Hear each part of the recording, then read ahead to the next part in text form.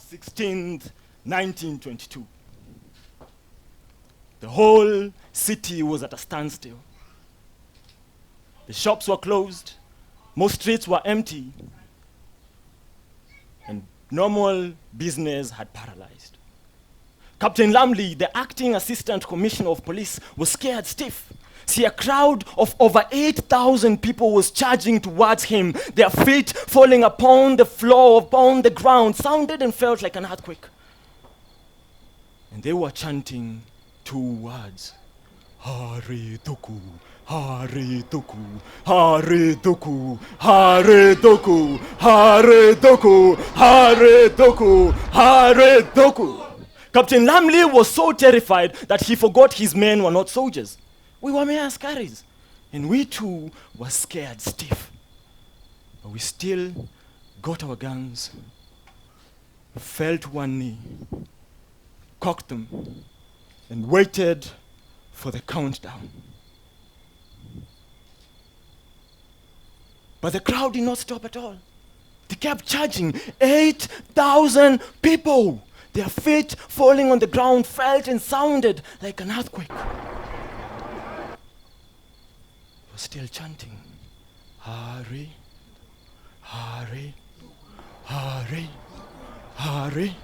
Then they came to a standstill right beyond the police lines. They looked at the guns, pointed at them.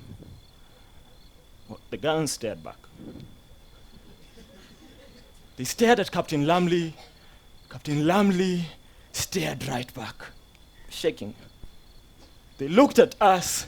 We were sweating in fear. Then someone in the crowd shouted, "Hey, gokone kwawe! Gokone kwawe! Gokone kwaonde temanie!" And suddenly a cheer went through the crowd, and they rushed forward towards the prison door. They were going to rescue their leader, and that's when Captain Lamley finished counting. The government thought that you people were dumb as shit. Just a question, eh? Are you guys stupid? Are your parents stupid? Your grandparents maybe? Great-grandparents? Well, guess what? They were wrong. The people had had enough. They had had enough of these arrestings and murders. The British had arrested and murdered too many African leaders before. I mean, they had tricked Lenana into giving them land. They had murdered Koitalel Arap Samoei. They had buried Wayaki Wahinga alive at Kibwezi. Alive. The people had had enough. So to protest the illegal arrest of Hari Duku, there was a massive strike all across Nairobi. Transport workers, government workers, domestic employees, shopkeepers, everybody laid down their tools for a day, and they gathered outside Kingsway Police Station on March 15th, 1922. They were so angry that they prayed for 15 minutes, then went home. Well, not all of them. See, some of them had come from up country and couldn't just go home like that. 15 minutes. So they camped right outside the police station. And it's there, in that camp, that night, that a very interesting, strange thing happened.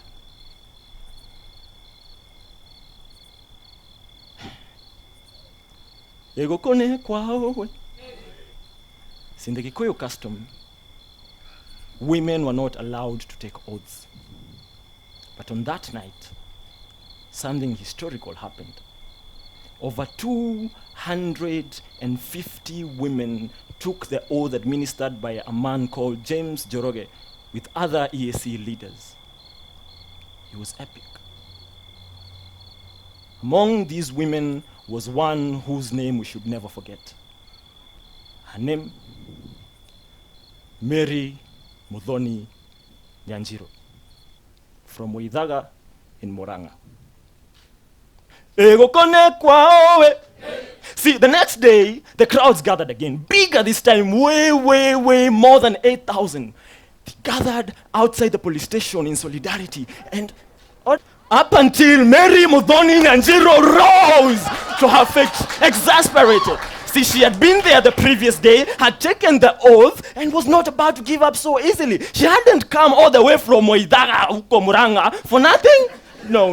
I mean, she had stayed there in the sun as it burnt her head. She had persevered the weight of her earrings pulling down her extended earlobes. She had endured the fatigue, the hunger, the goddamn mosquitoes, and all that for nothing?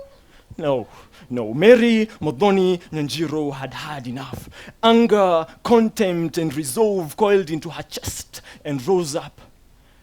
She knew that courage and pride were part of her heritage. She was not about to let those complacent men allow the white man to sit upon the population even more. She wasn't about to let the white man stifle every voice of reason that rose. Mary Muthoni Nyanjiru had had enough. She got hold of her calico dress, raised it above her shoulders, and shouted, "Take my dress and give me your trousers. You men are cowards! Cowards! I mean, our leader is in there. What are we waiting for? Let's go get him." There was a heavy silence for a moment. See, Muthoni Nyanjiru had just unleashed an age-old Kikuyu insult.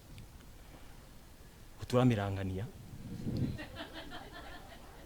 See, it's considered a curse to see a woman the age of your mother or your mother naked. And by raising her dress, she had rendered the authority of all the men in that space worthless. The silence lasted for a few more seconds, and then a woman in the crowd ululated. And another one. And another one. And another one. Suddenly, hundreds and hundreds and hundreds and hundreds and hundreds of women were ululating. It was amazing. They made so much noise that the people who had been going away changed their mind and turned around.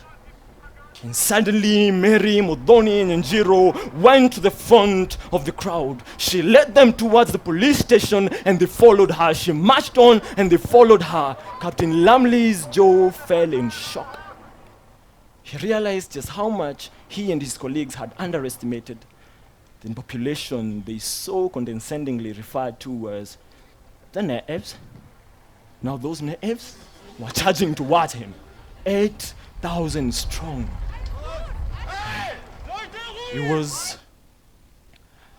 It was the brutal, oppressive power of white imperialism, face to face with the sheer and refined courage of the black people.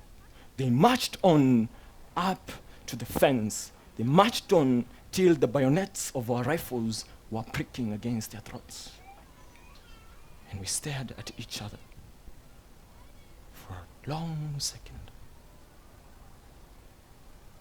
Then a voice in the crowd shouted, "Ego konekwa!"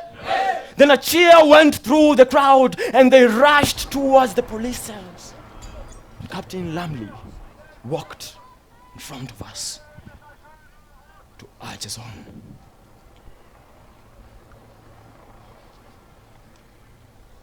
Soldiers! Captain? Alive! At the count of 3, we'll send them all to their creator.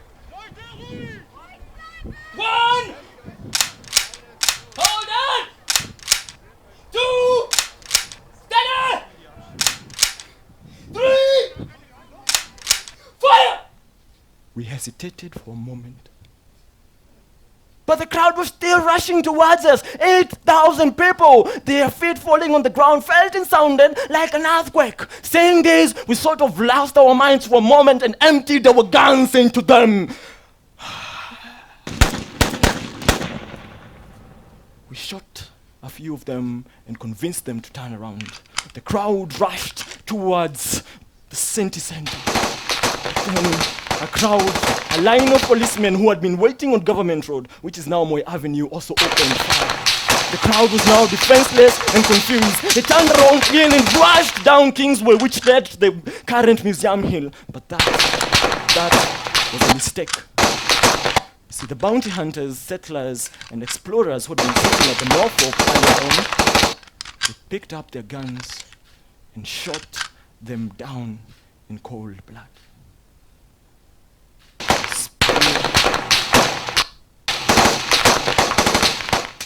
It was pure murder. They sealed their names into one of the biggest pre-Mau Mau massacres in this country.